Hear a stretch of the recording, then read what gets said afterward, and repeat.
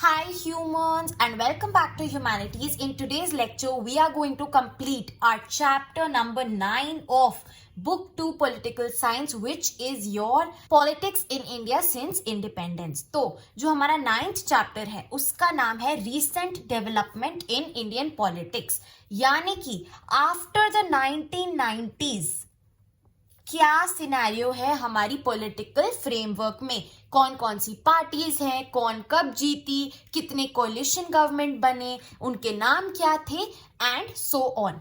इसीलिए इसको रीनेम करके बोला गया है Indian politics trends and developments. क्या ट्रेंड्स थे और क्या डेवलपमेंट्स थी फ्रॉम 1990s ऑनवर्ड्स।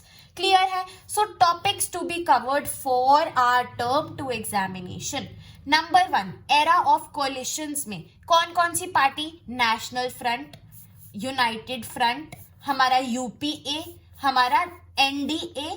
ये एनडीए और issues of development and governance हमारे एडेड टॉपिक्स हैं। क्लियर है? तो हमें ये 3 टॉपिक्स करने हैं इस पूरे चैप्टर में। क्लियर है? Okay, we'll be covering everything in this video from the scratch to the added topics. Clear है? तो हम शुरुआत करेंगे अपना टॉपिक नंबर 1 से, which is context of the 1990s। ये टॉपिक मैं इसलिए करवा रही हूं ताकि आपको एक ब्रीफ बैकग्राउंड पता चल जाए कि भैया क्या हुआ और अब आगे हमें कैसे चीजों को समझना है। तो स्टार्टिंग विद, देखिए इंदिरा गांधी जी हमारी प्राइम मिनिस्टर बन गई थी, हमने वहां तक पढ़ा। फिर उनका असैसिनेशन हुआ, यानी कि उनकी डेथ हो गई इन 1984। क्लियर है? अगर आपको इसके बारे में पढ़ना है, पिछले चैप्टर्स पढ़िए, जो डिलीटेड पोर्शन है वहां पे आपको सब कुछ मिलेगा। देन राजीव गांधी उनके प्रिय बेटे प्राइम मिनिस्टर बन गए इन द ईयर 1984 इटसेल्फ। क्लियर है? और उसी साल में कांग्रेस पार्टी की विक्ट्री भी हुई इलेक्शंस में, यानी कि Congress party one in the 1984 elections. अब आगे देखते हैं। Now we'll be talking about the 5 major developments which took place in the 1990s, यानी कि starting from the end of 1989 till the end of 1990s क्या मेजर डेवलपमेंट्स थी। ये 5 points हैं, हम ब्रीफली इसको डिस्कस करते हैं क्योंकि ये बहुत इंपॉर्टेंट है हमारी अंडरस्टैंडिंग के लिए। नंबर 1, डिफीट ऑफ कांग्रेस इन 1989। भैया अभी हमने यहाँ पे पढ़ा कि 1984 में जब राजीव गांधी आए तब तो कांग्रेस जीत गई, विन हो गया डब्ल्यू। क्लियर है? बट 1989 में कांग्रेस क्या हो गई? लूज हो गई। अच्छा जी, तो इसको क्या बोला गया कि भैया ये तो एंड ऑफ कांग्रेस सिस्टम है, जो हमने अपना चैप्टर नंबर 2 और 5 कंबाइन करके जो हमने कांग्रेस सिस्टम पढ़ा है, याद है ना आप लोगों को, वो अब समाप्त हो गया। क्यों भैया? 84 में तो 415 सीट्स मिली थी और अब 197, मोर देन हाफ सीट्स अब नहीं मिली हैं। सो एक बहुत ज्यादा ही बुरी हार हुई थी कांग्रेस की, and that is why it came to be known as end of Congress system, कि अब ये जो सेंट्रलिटी थी कांग्रेस पार्टी की वो अब खत्म हो गई है। लेकिन उसके बाद 1991 में कांग्रेस वापस से जीत गई, back to power in 1991। Clear है? अब हम चलते हैं अपनी सेकेंड डेवलपमेंट पे, which is rise of Mandal issue. अच्छा जी, अब ये मंडल क्या है? तो ये मंडल इशू, मंडल का मतलब यहाँ पे है मंडल कमीशन। एक कमीशन बनाई गई थी बीपी मंडल के अंडर, जिसको बोलते हैं मंडल कमीशन, जिसने क्या रिकमेंड किया कि भैया अदर बैकवर्ड क्लासेस की रिजर्वेशन होनी चाहिए in the central government. Clear है? अच्छा जी, अब इसका क्या मतलब था? यानी कि जो हमारा SC ST को छोड़ के अदर बैकवर्ड क्लासेस आती हैं, उनको स्टेट नहीं तो एटलीस्ट सेंट्रल लेवल पे रिजर्वेशन मिलनी चाहिए। अब ये डिसीजन किसने निकाला? नेशनल फ्रंट गवर्नमेंट ने इन 1990। अभी हम समझेंगे नेशनल फ्रंट गवर्नमेंट क्या थी, घबराइए मत, बस मेमोराइज कीजिए इन पॉइंटर्स को। एंड देन भैया वायलेंट एंटी मंडल प्रोटेस्ट शुरू हो गए। Most of the political parties were against it. Clear है? But it came to be a successful development. Moving on to the third development, new economic reforms. जिनके पास economics है they all know कि भैया 1991 में न्यू इकोनॉमिक पॉलिसीज आई थी, right? जिसमें क्या था? Liberalisation, privatisation and globalisation. ये मैंने आपको ग्लोबलाइजेशन वाले चैप्टर में भी समझाया था। तो स्ट्रक्चरल एडजस्टमेंट प्रोग्राम्स निकाले गए, हमारी कंट्री के ट्रेड को एक्सपैंड किया गया, ग्लोबली ट्रेड अलाउ किया गया, जो टैरिफ्स और टैक्सेस लगते थे उनको कम किया गया ताकि हमारी कंट्री इकोनॉमिकली फ्लरिश करे, ग्रो करे। तो these were the new economic reforms जो तब डेवलप हुए इन द ईयर 1991। ठीक है भैया, ये थर्ड डेवलपमेंट हो गई। उसके बाद फोर्थ डेवलपमेंट, भैया जी सबसे बड़ी बाबरी मस्जिद का सिलसिला जो अब जाके सॉल्व हुआ है, वो तब से चलता आ रहा है। Demolition of disputed structure at Ayodhya known as Babri Masjid 6 दिसंबर 1992 में। अच्छा, अब ये पॉलिटिक्स से कैसे कनेक्टेड है? क्योंकि भैया इसी इशू से हमारा rise of BJP and the concept of Hindutva हुआ। We all know about it. Clear है? आपको इसके बारे में पढ़ना पड़ेगा। जो रिसेंटली अभी हमारा जो जजमेंट आया था back in the year 2019, you need to go and read that. ठीक है, moving on to the fifth development and the last development. फिर भैया राजीव गांधी जी का भी असैसिनेशन हो गया। कब? मई 1991 में। अच्छा जी, असैसिनेशन होता है कि किसी कोई डेलिबरेटली आपको मारता है। ठीक है, तो क्या हुआ था, इसकी तो एक यूट्यूब वीडियो भी देखी थी मैंने, वहां की रिकॉर्डिंग थी जब एक हमला हुआ था उनपे। श्रीलंकन तमिल थे एक फ्रॉम द LTTE। ये हमने पढ़ा है जब श्रीलंका की हमने साउथ एशिया वाले चैप्टर में पढ़ी है। जिन्होंने पढ़ा है they all know the meaning, and if you don't know it guys comment करके बता दो जिनको नहीं पता। ओके अच्छा जी, वो एक इलेक्शन कैंपेन टूर पे गए हुए थे इन तमिलनाडु और वहां पे उनका असैसिनेशन हुआ। And subsequently next prime minister कौन बने? नरसिम्हा राव। क्लियर है? ये हमें पूरी सीक्वेंस याद हो गई कि भैया 1990s में ये सब हुआ मेजरली, जो बहुत ही ज्यादा इंपैक्टफुल था हमारी कंट्री को लेके। चलिए अब आगे चलते हैं। हमने यहां तक कवर कर लिया है। Now we shall move on to era of coalitions. अच्छा जी, अब हम पढ़ेंगे कि हमने ये देखा अभी तक 84 में कांग्रेस जीती, 89 में कांग्रेस हार गई। तो भैया 89 में फिर कौन सी पार्टी आई लोकसभा में, किस पार्टी ने गवर्नमेंट फॉर्म करी? उसके लिए हमें एरा ऑफ कोलिशंस समझना पड़ेगा। देखिए 89 में क्लियर है कि Congress did not win, right? लेकिन मजे की बात यह है कि किसी और पार्टी ने भी majority number of votes gain नहीं करे थे। So no other party had the power to form the government. तो कांग्रेस भी नहीं और कोई और पार्टी भी नहीं। तो क्या किया गया? नेशनल फ्रंट एक पार्टी थी जो किसकी बनी हुई थी? Janata Dal plus regional parties, छोटी मोटी पार्टीज मिला के फॉर्म करी गई थी। अब इस पार्टी को बीजेपी और लेफ्ट फ्रंट का सपोर्ट मिला। क्लियर है? ठीक है, फिर क्या किया गया? बीजेपी और लेफ्ट फ्रंट ने बोला तुम गवर्नमेंट फॉर्म कर लो, लेकिन हम तुम्हें बाहर से ही सपोर्ट करेंगे, हम गवर्नमेंट का पार्ट नहीं बनेंगे।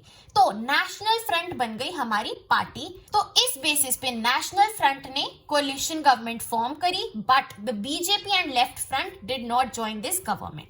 क्लियर है? ये जो हमारा कार्टून है ये यही दिखा रहा है कि ये हमारे कौन है? ये नेशनल फ्रंट है और ये बीजेपी और लेफ्ट फ्रंट के लीडर्स से चलाई जा रही है, बाहर से पपेट की तरह यूज किया जा रहा है।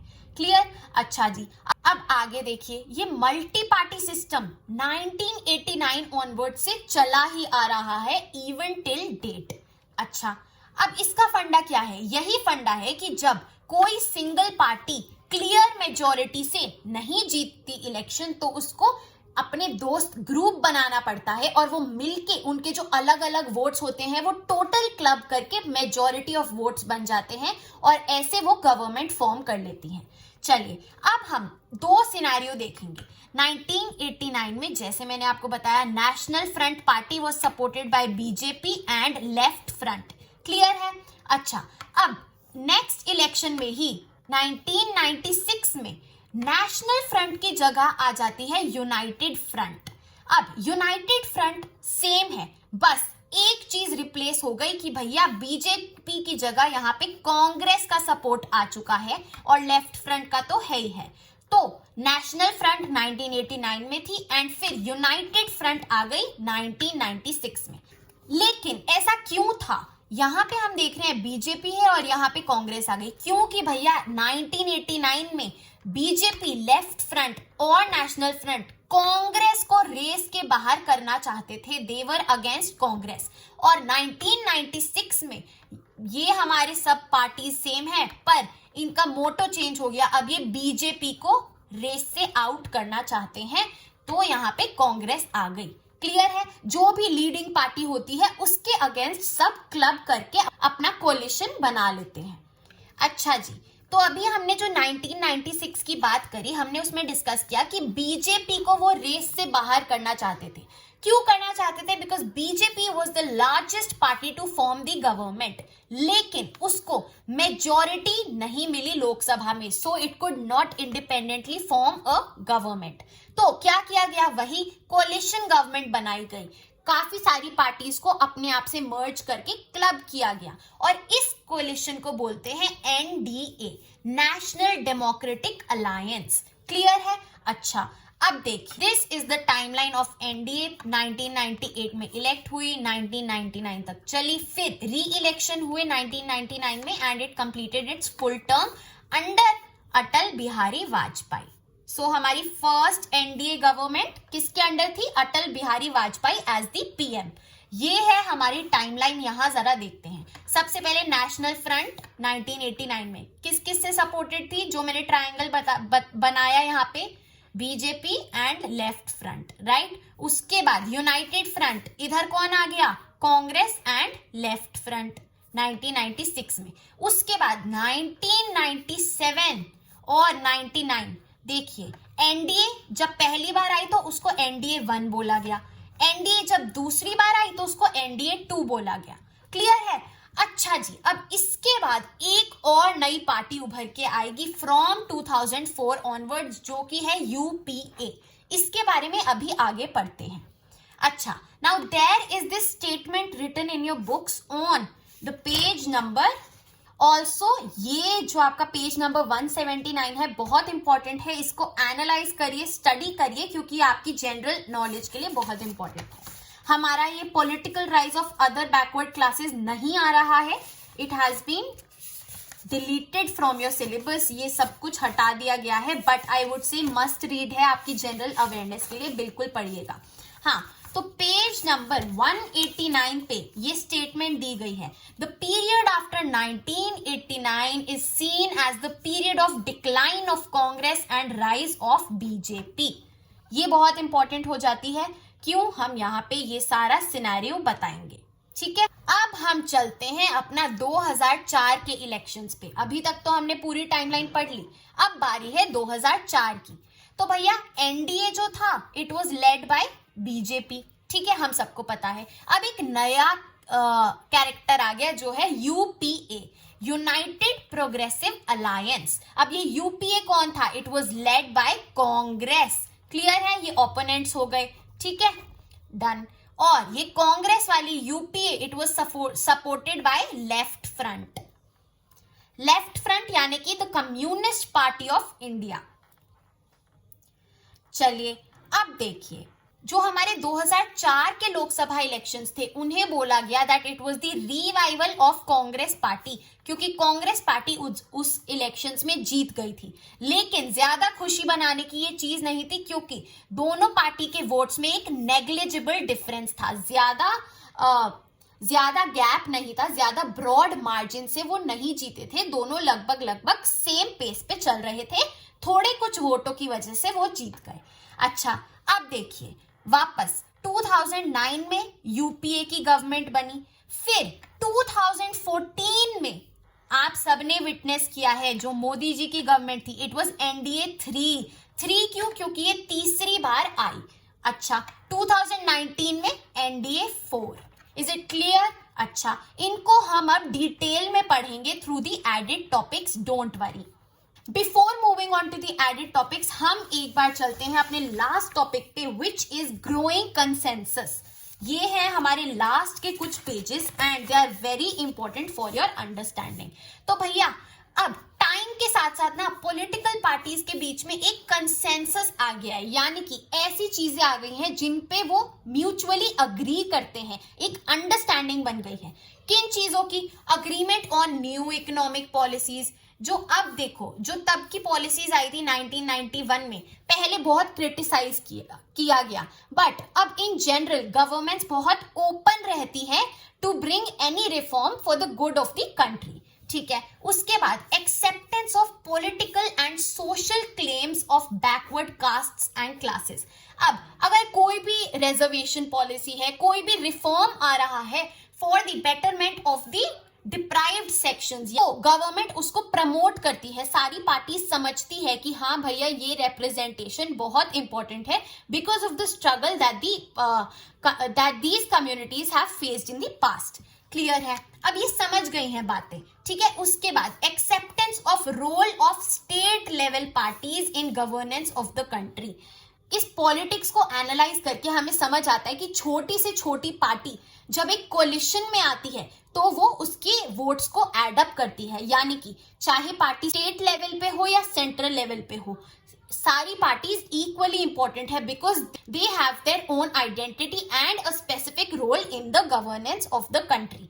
ऑल्सो स्टेट लेवल पे भी भैया बहुत सारी पार्टीज है जिन्होंने अपना छाप छोड़ा है, जैसे कि केरला में कम्युनिस्ट पार्टी। क्लियर है? उसके बाद the last point is shifting focus from political ideological differences to power sharing arrangements. यानी कि भैया यहाँ पे 3 पार्टीज हैं और ये यहाँ आके एक बन जाती हैं। अब इस पार्टी की फिलॉसफी है X, इसकी Y और इसकी Z। यहाँ पे अगर बीजेपी की बात करें तो हिंदुत्व है, लेकिन तब भी बाकी पार्टीज आके जुड़ी और उन्होंने एनडीए गवर्नमेंट बनाई, कोलिशन बनाई, डिस्पाइट ऑफ द फैक्ट कि उनकी एक्स और जेड आइडियोलॉजी वाई के साथ मैच नहीं करती। यानी कि उन्होंने पावर शेयरिंग अरेंजमेंट्स को priority the rather than the ideological differences. In short, parties अब आइडियोलॉजिकल डिफरेंसेस को प्रायोरिटी नहीं देती हैं। So this was it for the chapter जो आपकी बुक में गिवन है। मैंने बहुत शॉर्ट में आपको समझाया सब कुछ। Now we shall move on to the added topics. Talking about the added topics, this is the PDF provided by CBSE. अब जल्दी से कवर करते हैं अपना NDA 3 and NDA 4.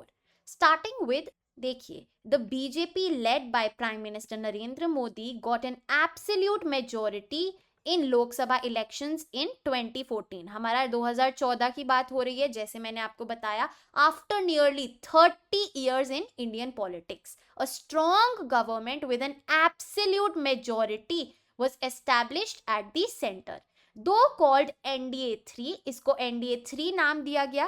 The BJP led coalition of 2014 was largely different than its predecessor coalition governments, यानी कि NDA 1 और NDA 2 से ये गवर्नमेंट काफी अलग थी। कैसे? देखते हैं। Where the previous coalitions were led by one of the national parties, the NDA 3 coalition was not only steered by a national party यानी कि BJP, it was also dominated by BJP। क्या फर्क था इसके predecessors और हमारी NDA 3 government में कि भैया पहले तो काफी सारी पार्टीज थी, बट ये वाली जो हमारी पार्टी थी ये मेजरली बीजेपी ही डोमिनेट करती थी with an absolute majority of its own in Lok Sabha. उसकी खुद की ही मेजॉरिटी बन गई, यानी कि उसको वो कोलिशन के सपोर्ट की जरूरत नहीं पड़ी। ठीक है, it was also called a surplus majority coalition. क्यों? जैसे कि मैंने आपको बताया, BJP itself got the maximum number of votes. In that sense, a major transformation could be seen in the nature of coalition politics, which could be seen from one party led coalition to one party dominated coalition। समझे? पहले BJP lead करती थी हमारे NDA 3 को, but अब NDA को, but अब BJP dominate करती है। ये लाइन बहुत ज्यादा इंपॉर्टेंट है। From one party led coalition to one party dominated coalition, ये आप लिख के आएंगे whenever it comes to NDA 3। Clear है? चलते हैं हमारी NDA 4 पे। 2019 में आती है हमारी NDA 4। once again brought back BJP-led NDA 4 to the center of power by winning more than 350 seats out of 543. Again, majority I. The BJP on its own won 303 seats in Lok Sabha, the biggest number any single party has won since 1984. ठीक है, जब कांग्रेस जीती थी राजीव गांधी की वजह से, तब से लेके 2019 तक ऐसा नहीं हुआ था, बट फिर 2019 में हुआ. Based on the tumultuous success of BJP in 2019, social scientists have started equating the contemporary party system with BJP system. जैसा हम पढ़ते आए हैं ना कि कांग्रेस सिस्टम था, अब क्या बोला गया है कि ये बीजेपी सिस्टम की एरा है. It is an era of one party dominance like the Congress system. जैसे पहले कांग्रेस सिस्टम की डोमिनेंस थी, अब बीजेपी सिस्टम आएगा, बीजेपी सिस्टम चल रहा है. So this was it about NDA 3 and 4. अब हम चलते हैं अपने लास्ट टॉपिक पे, which is issues of development and governance. And इसमें सिर्फ और सिर्फ इतना सा कंटेंट दिया है सीबीएसई ने, so we'll just give it a read. A major change in Indian politics after 2014 is the shift from caste and religion based politics to development and governance oriented politics. यानी कि भैया 2014 से पहले तो हम कास्ट और religion के नाम पे पॉलिटिक्स करते थे, बट अब क्या चेंज आया है. अब हम देखते हैं कि जो पार्टी है वो क्या चेंज लाएगी हमारी सोसाइटी में, क्या डेवलपमेंट करेगी, क्या फायदा होगा इससे हमारी देश को. So the NDA 3 government started several socio economic welfare schemes. ये सारी स्कीम्स के नाम दिए हुए हैं, लाइक प्रधानमंत्री उज्ज्वला योजना, स्वच्छ भारत अभियान, etcetera. You can give it a read. All these schemes intended to take administration to the doorstep of common man by making the rural households, particularly women, real beneficiaries of central government schemes. तारीफ की गई है इधर हमारा NDA 3 government की, and दिखाया गया है कि अब the main focus is development and governance, and this is the work done by NDA 4. Clear है? So guys, that is it for today's video. I have covered full chapter number 9, and इसी बात पे we have covered our political science term 2 syllabus. The link for the playlist is in the description box below. You can get all the notes on my Telegram channel. The link for the same is also in the description box below. For any other doubts, you can let me know in the comment section below. Thank you so much for watching the video. You are at Humanities. Happy learning. I'll see you in the next one.